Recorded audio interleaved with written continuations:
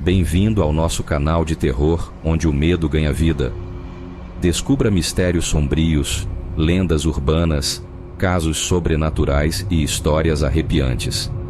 Se você é fã de suspense e horror psicológico, inscreva-se e prepare-se para o desconhecido. Cuidado, nada é o que parece. Prepare-se para ouvir 5 relatos sobre Quaresma. Esses relatos capturam com maestria o clima sombrio e as tradições assombrosas que cercam a Quaresma, transformando crenças populares em experiências aterrorizantes. O medo do desconhecido, o peso das escolhas e as consequências de desafiar o sobrenatural se fazem presentes em cada história, trazendo elementos do folclore e do horror psicológico de maneira envolvente. As narrativas criam uma sensação crescente de angústia, onde o terror não está apenas nas entidades que surgem, mas também no destino inevitável de seus protagonistas. O uso do silêncio, da escuridão e da expectativa como ferramentas narrativas amplifica a tensão, tornando cada conto memorável e perturbador.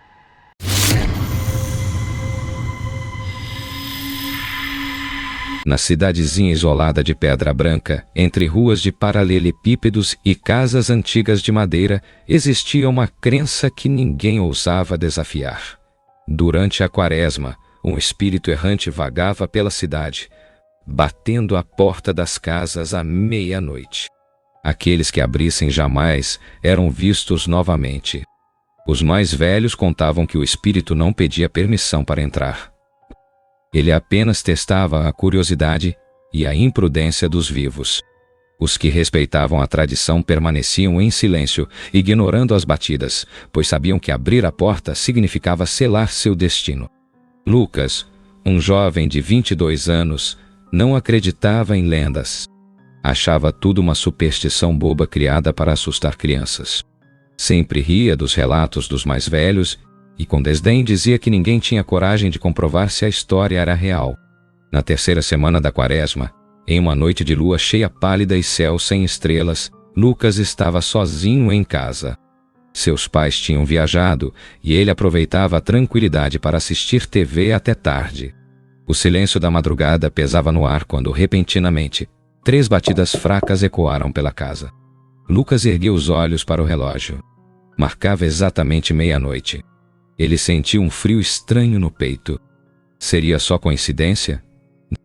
Uma brincadeira de algum vizinho? Sorrindo para si mesmo, decidiu que provaria de uma vez por todas que a lenda era uma mentira. Levantou-se, caminhou até a porta e, sem hesitar, girou a maçaneta. A porta se abriu com um rangido lento. Do lado de fora, a rua estava vazia. O vento frio soprou suavemente, carregando consigo um cheiro de terra úmida e cera queimada. A luz fraca da lua iluminava a estrada deserta, onde nada além da brisa noturna se movia. Lucas soltou um riso abafado. Que bobagem, murmurou fechando a porta. Mas assim que se virou para voltar à sala, algo mudou. O ar dentro da casa estava diferente. Mais pesado. Mais frio. Foi quando ele notou o espelho da sala. Seu reflexo não estava sozinho. Atrás dele, uma figura escura e esguia se destacava na penumbra. Seu rosto não era visível, exceto por um sorriso largo, aberto além dos limites humanos, revelando fileiras de dentes finos e afiados. Lucas tentou correr. Tentou gritar. Mas seu corpo não respondia. Seu próprio reflexo olhava diretamente para ele, mas a criatura no espelho se movia de forma diferente. Enquanto ele permanecia imóvel, sua cópia distorcida deu um passo à frente. Depois outro, até que o rosto de Pesadelo se inclinou sobre seu ombro. A boca se abriu ainda mais. A última coisa que Lucas viu foi o escuro engolindo-o por completo. Na manhã seguinte, a casa estava em silêncio. A porta entreaberta rangia com o vento. Lucas não foi visto novamente. O único vestígio de sua presença era o espelho da sala, trincado, refletindo um cômodo vazio. E naquela noite, quando a meia-noite chegou, as batidas começaram novamente.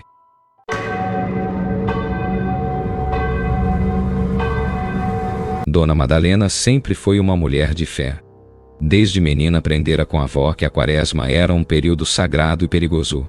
Durante esses 40 dias, o véu entre o mundo dos vivos e dos mortos ficava mais fino, e à noite as almas penadas vagavam pelas ruas, buscando companhia para suas marchas silenciosas.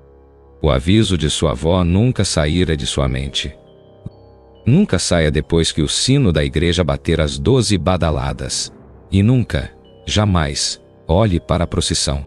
Por anos Madalena seguira esse conselho sem questionar, mas naquela noite, algo mudou. Era a terceira sexta-feira da quaresma. Madalena voltava da igreja segurando o terço entre os dedos. A missa terminara mais tarde do que o normal, e o relógio da cidade já se aproximava da meia-noite. Ao se aproximar de casa, um vento gelado soprou pela rua deserta, carregando consigo um cheiro estranho, uma mistura de flores murchas e cera derretida. Então, ouviu passos e cânticos, baixos, arrastados, quase sussurrados. Ela estacou no meio da sala, sentindo o coração acelerar. Os cânticos vinham da rua, aproximando-se lentamente. Curiosa, Madalena caminhou até a janela e espiou pela fresta da cortina. Seus olhos se arregalaram. Pela rua, uma longa fila de pessoas caminhava em silêncio. Eram figuras vestidas de branco segurando velas acesas. Moviam-se com passos lentos, arrastados, como se seus pés mal tocassem o chão. O canto fúnebre ecoava pela rua, mas foi quando observou os rostos que o sangue gelou em suas veias. Ela reconhecia aquelas pessoas. Eram moradores da cidade, mas todos eles estavam mortos. O padeiro que falecera há 3 anos, a jovem Maria, levada por uma febre no último inverno, o velho Severino, cujo enterro Madalena havia presenciado pessoalmente. Todos eles seguiam na procissão. E então, um deles parou. A respiração de Madalena ficou presa na garganta. No meio da fila, um homem interrompeu seu passo arrastado. Virou lentamente a cabeça na direção da janela. Era o Sr. Anselmo. Madalena lembrou-se do enterro dele. O caixão descendo à terra, a família chorando. Mas ali estava ele, vivo, ou algo parecido com isso. Os olhos fundos e sem brilho fixaram-se nela. A boca pálida se abriu num sussurro. Venha conosco, ainda há lugar. Madalena sufocou um grito e recuou, deixando a cortina cair. Mas naquele instante, o canto se intensificou. A chama das velas tremulou ao vento. Os passos ficaram mais pesados. Eles estavam parando em frente à sua casa. O pavor tomou conta de Madalena. Ela apagou as luzes e se encolheu debaixo da cama, segurando o terço com tanta força que os nós dos dedos ficaram brancos. Lá fora o cântico continuava, mas agora era apenas um sussurro repetitivo e insistente. Venha, venha, venha. Ela apertou os olhos, rezando desesperadamente. O tempo se arrastou. Minutos pareceram horas. Então, 3 batidas soaram na porta. Ela prendeu a respiração. Os mortos estavam chamando. Lágrimas desceram por seu rosto. Ela sentia a presença do outro lado da porta. Aguardando. Esperando. As batidas não vieram de novo. Mas os cânticos permaneceram, até que pouco antes do amanhecer, tudo silenciou. Quando o sol nasceu, Madalena ainda estava encolhida debaixo da cama. A vizinha, estranhando seu sumiço matinal, bateu na porta algumas vezes antes de decidir empurrá-la. Estava destrancada. Ao entrar, viu Madalena sentada no chão, ainda segurando o terço com as mãos trêmulas. Seu rosto estava pálido, os olhos arregalados. A vizinha não precisou perguntar nada. Na soleira da porta havia marcas de pegadas úmidas e escuras. Elas não eram de alguém entrando. Eram de alguém que ficou ali, esperando, a noite toda. Desde aquela noite, Madalena jamais voltou a espiar pela janela. Na cidade, os mais velhos continuaram contando a mesma história. Nunca abra a porta depois da meia-noite. E nunca olhe para a procissão. Porque se os mortos souberem que você os vê, eles sempre voltam para buscar.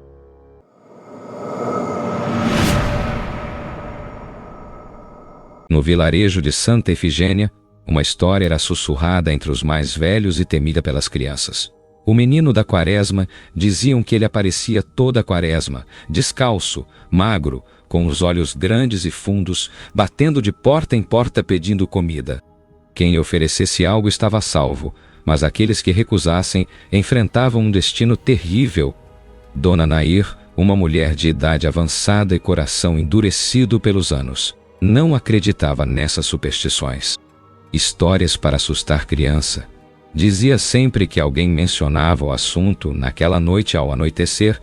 Enquanto o vento cortava as ruelas do vilarejo, ouviu-se um leve bater na porta de sua casa. Ao abrir, ela se deparou com um menino franzino. Seus cabelos estavam desgrenhados, os olhos negros brilhavam sob a luz fraca da lamparina. Ele ergueu a mão magra e sussurrou: "Dona, me dá um pedaço de pão?" Dona Nair franziu a testa, irritada pela ousadia do garoto em incomodá-la. "Não tenho nada para você.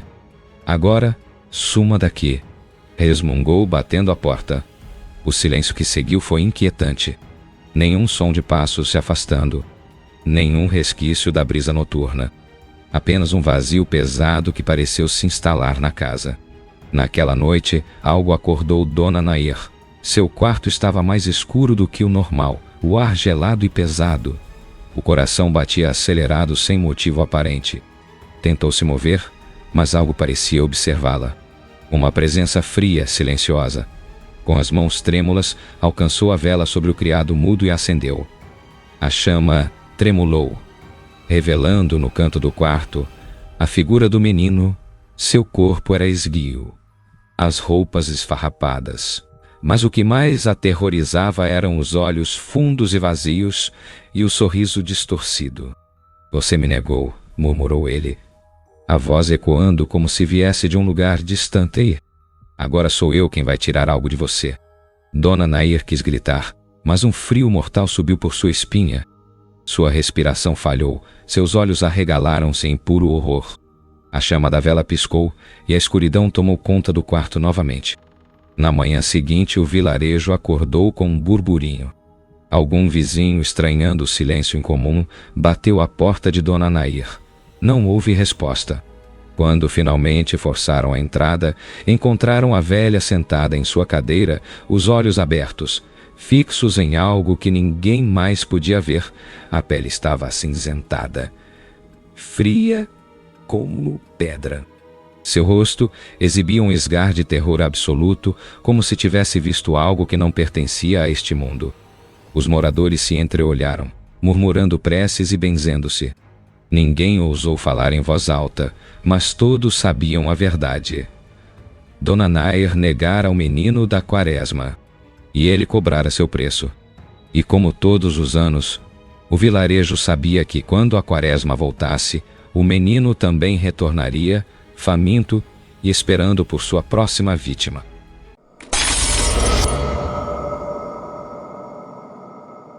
Padre Augusto sempre dizia que a quaresma era um tempo de sacrifício e reflexão, mas advertia com severidade: o jejum é uma forma de purificação, mas se feito sem fé, pode abrir portas que não devem ser abertas. Rafaela sempre foi uma jovem determinada. Aos 24 anos, devota e obstinada, decidiu que faria um sacrifício como nenhum outro. Passaria toda a quaresma sem comer absolutamente nada, oferecendo seu sofrimento como prova de sua fé. No início, era apenas fome e tontura. A cabeça doía, o corpo fraquejava. Mas ela se mantinha firme. Na segunda semana, estranhas alucinações começaram. Ao entardecer, sombras pareciam se mover nos cantos da casa. Figuras disformes que desapareciam quando ela piscava. O frio também era incomum. Apesar do calor do verão, Rafaela sentia calafrios constantes. Na terceira semana, os sussurros começaram. "Já está pronta." A voz era fina, quase um sopro no ouvido. Ela acordava no meio da noite com a sensação de que alguém a observava. O espelho de seu quarto, que sempre estivera intacto, começou a apresentar pequenas rachaduras na superfície. Olhando seu reflexo, sentiu o primeiro verdadeiro medo. Sua pele estava fina como papel, quase translúcida. Os olhos fundos e apagados, como se a vida estivesse se esvaindo. Mas o pior não era isso. O pior era que no reflexo havia algo atrás dela. Algo alto e magro, com olhos escuros e um sorriso impossível de descrever. No domingo de Páscoa, seu irmão mais novo, André, decidiu visitá-la. A casa estava estranhamente silenciosa. O ar pesado, quase podre. Rafaela, ele subiu as escadas devagar, sentindo uma pressão no peito. Ao abrir a porta do quarto, o coração parou. Rafaela estava deitada na cama, imóvel, com um sorriso sereno nos lábios. Sua pele, pálida e quase translúcida, parecia não pertencer mais a este mundo. Mas algo estava errado. Não havia cheiro de morte. Não havia rigidez. Seu corpo estava intacto. E então, André olhou para o espelho. No vidro trincado, palavras haviam sido riscadas em traços finos, como se unhas invisíveis as tivessem gravado. O jejum foi aceito. E bem ao fundo do espelho lá estava ele. Um ser esquelético, com membros alongados e um sorriso rasgado. André correu, sentiu o peito apertar, e a última coisa que ouviu antes de desmaiar foi um riso baixo e gutural. Na manhã seguinte, quando vizinhos e parentes chegaram, encontraram a cama vazia. Rafaela nunca foi vista novamente, mas o espelho permaneceu no quarto. E toda a quaresma, quando a meia-noite chega, uma nova rachadura surge no vidro, como se alguém do outro lado estivesse tentando sair.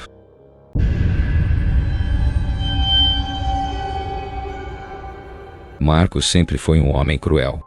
Traía, mentia, explorava aqueles que confiavam nele e nunca sentia remorso. Seu coração era de pedra e a ideia de redenção lhe parecia um conceito inútil. Sua mãe, uma mulher de fé inabalável, implorava todos os anos para que ele se arrependesse e buscasse a confissão, especialmente durante a quaresma, mas ele sempre ria, debochado. Se Deus quiser me perdoar, ele que venha falar comigo. Naquela noite, a casa de Marcos parecia mais silenciosa do que o normal. O vento não soprava, os ruídos da cidade pareciam ter se apagado. Apenas o som do relógio ecoava, lento e ritmado, marcando cada segundo com uma insistência quase ameaçadora. Então, às 3 da madrugada, alguém bateu à porta. 3 batidas firmes. Marcos franziu a testa. Quem poderia ser aquela hora? Ele hesitou por um momento, mas o silêncio que se seguiu era tão denso que parecia prendê-lo no lugar. Com um suspiro impaciente, foi atender. Ao abrir a porta, sentiu um arrepio gelado na espinha. Diante dele, um homem alto, vestido com uma batina preta impecável, permanecia imóvel. Seu rosto era pálido, seus traços rígidos e severos. Mas o que mais incomodava eram os olhos fundos e escuros, como se não houvesse nada por trás deles. O estranho inclinou levemente a cabeça e falou com uma voz baixa e cortante. Vim para sua confissão. Marcos tentou rir, mas o som morreu em sua garganta. O frio ao redor era sufocante, como se a própria noite tivesse parado para observar. Sem entender por quê, sentiu um peso terrível no peito. E então, ele começou a falar. Confessou tudo. Cada erro, cada pecado. Cada traição, cada mentira. Enquanto falava, notou algo estranho. O padre sorria. Primeiro um sorriso discreto, depois largo, até que seus dentes afiados brilharam à luz fraca da sala. Marcos queria parar. Queria calar a boca. Mas as palavras saíam por vontade própria, como se algo dentro dele estivesse sendo arrancado à força. Seu corpo tremia, seus olhos ardiam, e a cada confissão, o quarto parecia ficar menor, as sombras se alongando ao redor. Quando finalmente terminou, respirou fundo, sentindo um peso sair de suas costas. Então, estou perdoado? O padre riu baixinho. Não foi um riso humano. Foi um som seco, grotesco, como se várias vozes rissem ao mesmo tempo. Quem disse que eu vim para perdoar? Antes que Marcos pudesse reagir, mãos negras emergiram do chão pegajosas e alongadas, envolvendo suas pernas e braços. Ele gritou, lutou, tentou se agarrar a qualquer coisa, mas as sombras eram implacáveis. As últimas coisas que viu foram o sorriso do padre, agora monstruoso, e seus olhos, que brilharam em um vermelho profundo antes que tudo ficasse escuro. Na manhã seguinte, sua casa estava completamente vazia. Nenhum sinal de luta, nenhuma marca de fuga. Apenas o silêncio absoluto. Na mesa da sala, um pedaço de papel envelhecido esperava, como se tivesse estado ali o tempo todo. Com uma caligrafia fina e retorcida, apenas uma única frase estava escrita: quem pede perdão deve saber a quem se dirigir.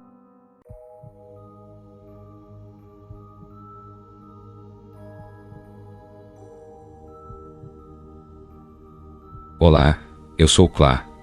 Uma história intrigante, não é? Mas, e se fosse real? Lembre-se, ao cair da noite, nunca abaixe a guarda. Mantenha os olhos abertos, pois o perigo pode estar à espreita onde menos se espera. Sua segurança é crucial para nós, nossos preciosos telespectadores. Proteja-se. E claro, não se esqueça de se inscrever no canal para mais histórias que podem ser apenas ficção, ou talvez não.